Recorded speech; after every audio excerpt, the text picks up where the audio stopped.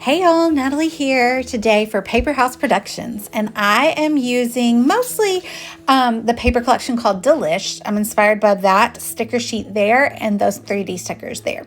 And I have these photos of my son. The other day he was helping me make his birthday dessert and licking the whisk and had chocolate all over his face. However, the pajamas were bright blue and didn't match my theme, so I went black and white with the photos. And now I have a gessoed background page, and I put some watercolor spray on there in blue, and I scraped it. And now I'm doing the same with orange, and I added a little bit of brown in there because I want like that burnt orange color more that matches the collections that I'm using. So I scraped that as well, and I'm gonna let that dry. And now I'm going to add splatter. I waited for it to dry before adding the splatter so that my splatters stay small and circular, because if it were still wet, they would kind of spread out a little bit. So there we have it.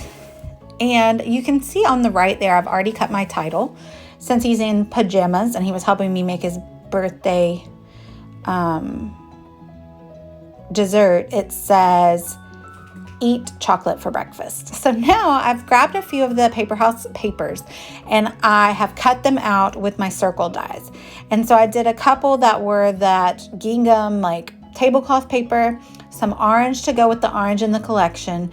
That wood grain is from the Delish collection, and then there's also blue, so I'll put in a couple blue bits. So I'm gonna rough up the edges of all these circles to give it texture, and then I'll ink them as well, because I just, I love things that pop off the page and have texture on my page. So I'm gonna do that to all of them.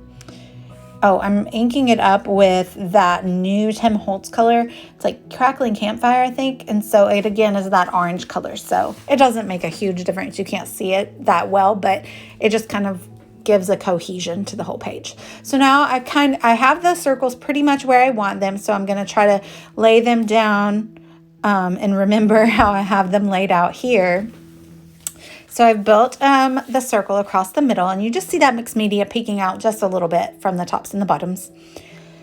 And I am going to put my photos back on.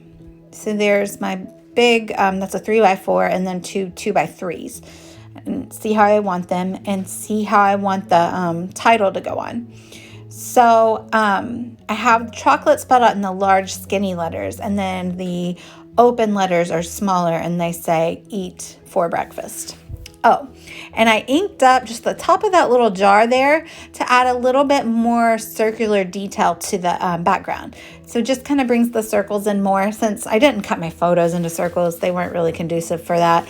But I really like that little extra bit of distress that added to my page. So I've backed all my photos with a white border. And now I'm going to start gluing down the title. And really, this layout came together pretty quickly. You'll see here in a minute when we get to the embellishing why it came together so quickly. It's because those Paper House 3D stickers are legit.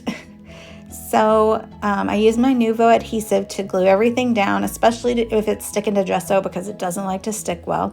And I like to overlap those super skinny letters some. So magic, it's all together. Eat chocolate for breakfast. And that's advice from an 8-year-old. So I have all those stickers pulled out, but I end up only using the 3D stickers because they're so cute and they just give the perfect amount of pop. So I basically don't use any of the other ones that I have pulled out because the 3D sticker collection is just that legit. Like, it really makes a page. So I'm just kind of scattering the color about the page to draw your eye in visual triangles. And I put a couple of circles into the circle titles. And I think that's about it. Make sure you pop over to paperhouseproductions.com. I'll link it down below, and you can use my code Natalie20 or 20 Natalie. I'm sorry, I don't know. I'll link that down below too for 20% off at any time. And they have some really great sales going on this week. They're kind of doing pre-Black Friday sales. So check those out, and thanks for watching, y'all. Bye.